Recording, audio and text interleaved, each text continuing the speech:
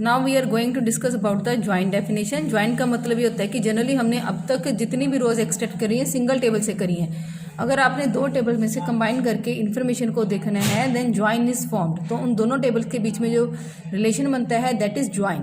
जैसे कि एक टेबल है स्टूडेंट, दूसरा टेबल है मार्क्स। तो आप इस चीज़ का ध्यान करो कि जब हम दो टेबल्स को आपस में रिलेट कर रहे हैं तो उनमें दोनों में एक कॉमन फील्ड रहेगा। जैसे कि इसमें एक कॉमन फील्ड है एडमिशन नंबर, तो वही एडमिशन नंबर मार्क्स टेबल में भी है। एडमिशन नंबर मार्क्स टेबल में, स्टूडेंट टेबल में प्राइमरी की है और मार्क्स टेबल में इट इज़ फॉरेन की। सो अब इस पे बेस पे क्वेश्चंस क्या आएंगे कि आपसे कहा जाएगा कि write a SQL query to display student name comma class and marks. So name field and class field is in student table and marks column is in marks table. So one marks column is in marks table and name and class is in student table. So both we want to display 3 columns through one query. तो उसके लिए जो अगर आपने एक query अगर one query के through अगर आपने डिस्प्ले करवाना है देन ज्वाइन इज फॉर्म्ड। तो ज्वाइन लगाने के लिए आप क्या करोगे, सिलेक्ट जो जो डिस्प्ले करवाना है, select name comma class comma marks from 2 tables के नाम आएंगे student comma marks where condition is fix here join is formed. तो ये where student dot admission number equal to marks dot admission number.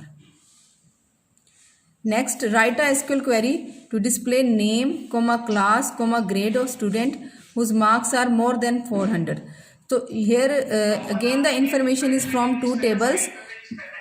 Here the information is from 2 tables but still it is having one more condition also upon the marks. So how to apply this query, select name comma class comma grade from student comma marks where student dot admission number equal to marks dot admission number. It is fixed. ये condition रहेगी क्योंकि जो information है वो 2 tables में से आ रही है तो 2 टेबल्स के नाम और एक ज्वाइन लगना ही लगना है। और अगर कोई और कंडीशन है तो वो एंड के थ्रू लगेगी। जैसे कि मैंने एंड्स मार्क्स ग्रेटर देन 400। तो अब इस कंडीशन को सेटिस्फाई करते हुए ही वो रोल नंबर मार्क्स और क्लास को डिस्प्ले करवाएगा। तो this was your join.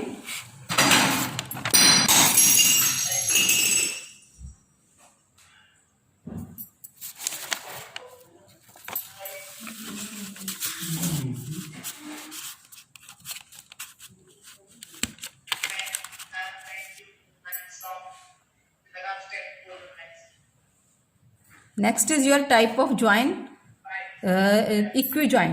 It matches rows from 2 tables based on equality. जो आपने पीछे किया था that was equijoin। आपने कॉमन फील्ड के ऊपर इक्वलिटी लगाई थी। तो यहाँ पे देखो कि student admission number equal to marks dot admission number. तो यहाँ पे आपने इक्वालिटी का साइन लगाया है। So this is your equijoin. Next is your Cartesian product. Cartesian product में क्या होता है कि आप कोई कंडीशन नहीं लगाते हो, कोई कॉमन फील्ड मैच नहीं होता, सिंपली हम लिखते हैं select star from student comma marks और ये आपको सारे के सारे कॉलम्स जितने भी पॉसिबल के कॉम्बिनेशंस बन सकते हैं 2 टेबल्स में से वो उन सबको मिक्स करके डिस्प्ले करवाएगा। जैसे कि इसने क्या किया कि 1010 राम 11। तो ये 2 टेबल हैं यहाँ पे, एक है आपका स्टूडेंट और दूसरा है आपका मार्क्स। उसके एडमिशन नंबर नेम क्लास और दूसरे के एडमिशन नंबर मार्क्स और ग्रेड। तो कॉलम तो सारे आ गए। तो 3 + 3 6 कॉलम्स आर देयर। अब रोज़ देखो, पहली रोज़ की 101 थी, 1010 राम 11 एडमिशन नंबर 1011 500A। अब उसी रो के साथ दूसरे रो की अगली रो कंबाइन हो जाएगी 1010 Ram 11 1013 400B। Next student table की अगली रो 1011 शाम 12 1011 500A 1011 शाम 1013। तो उस जितनी भी रोज बनेगी वो सबका दूसरे टेबल के साथ हर रो का कॉम्बिनेशन बनेगा 1012 एंड 1011 हेयर 1012 1013 1013 1011 1013 1013। तो देखो कि आपके यहाँ पे अब नंबर ऑफ कॉलम्स कितने हैं, columns of student plus columns of marks. तो 3 + 3 6 कॉलम्स हैं।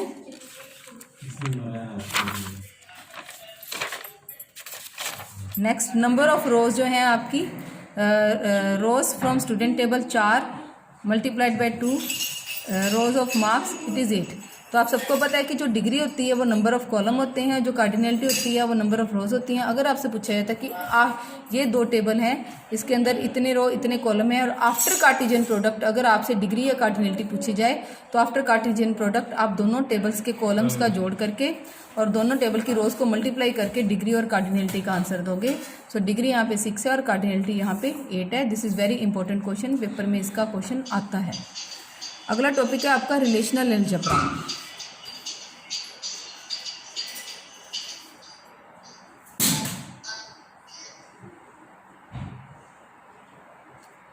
नेक्स्ट अगर हमने रिलेशनल अलजेब्रा है, रिलेशनल अलजेब्रा के कुछ एक सिंबल्स होते हैं कि अगर हमने एक होता है सिलेक्ट ऑपरेशन, सिलेक्ट ऑपरेशन का सिंबल है सिग्मा।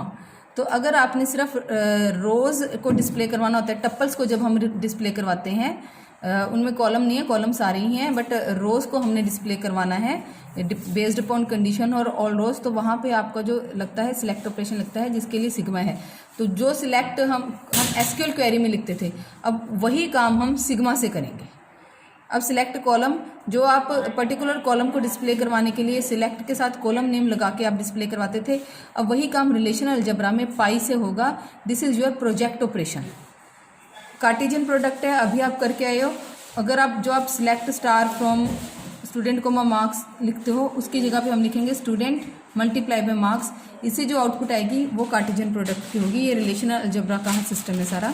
तो सिग्मा के लिए एंड ऑपरेटर है और sigma this is the look at this operators, one is and operator and second is और ऑपरेटर। एंड का आपको पता है कि अगर आपने 2 कंडीशन लगानी हो तो दोनों कंडीशन के बीच में या तो एंड लगेगा या और लगेगा।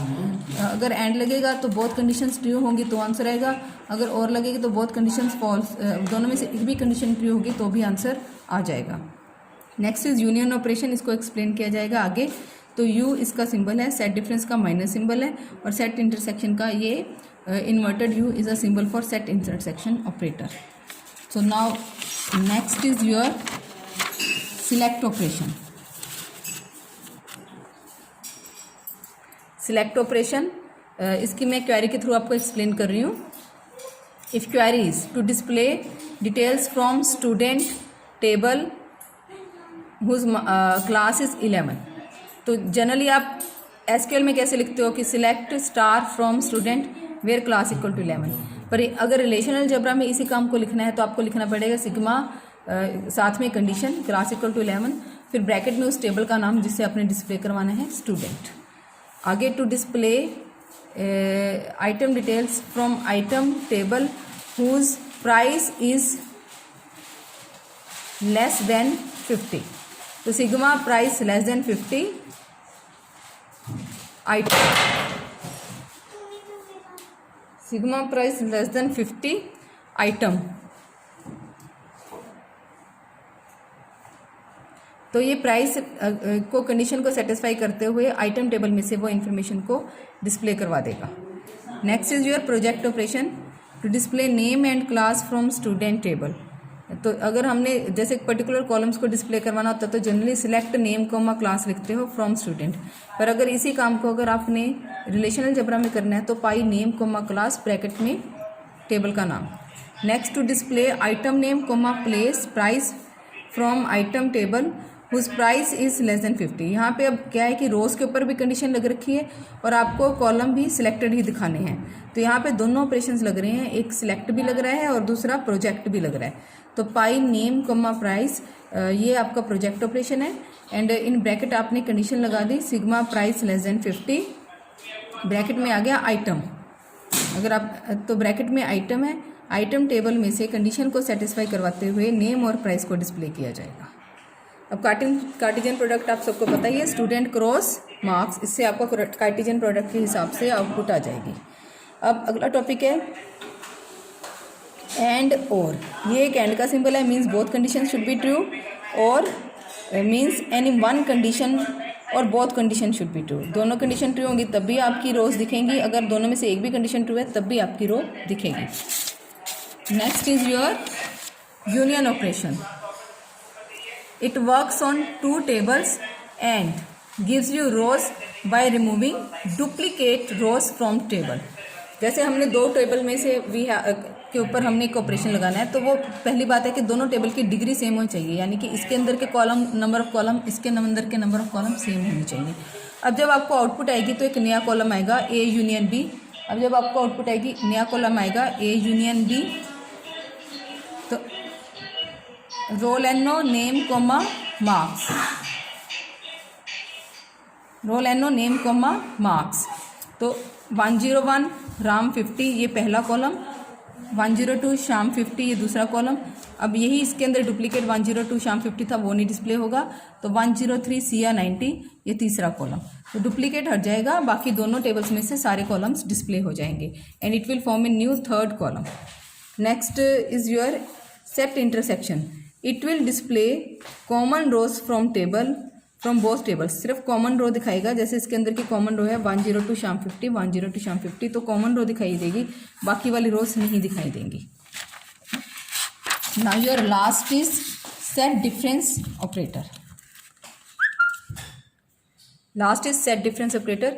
It will display rows that are in one table not in other. जो रोज एक टेबल में है दूसरे में नहीं है वही दिखाएगा, यानी कि ए वाली वो रोज जो बी में नहीं है सिर्फ वही डिस्प्ले होंगी। जैसे कि 101 राम 50 ए में है पर बी में नहीं है, तो वो डिस्प्ले हो गया। अगर आप बी माइनस ए लिखते तो फिर जो बी वाली रो जो थी वो डिस्प्ले होती, वो वाली रो जो ए में नहीं है। So with this we complete with the theoretical portion of this chapter and we will start with the questions. And for questions I will send you no video. We will discuss every question in Hangout Meet and it's a strict instruction. Everyone should attend the class now.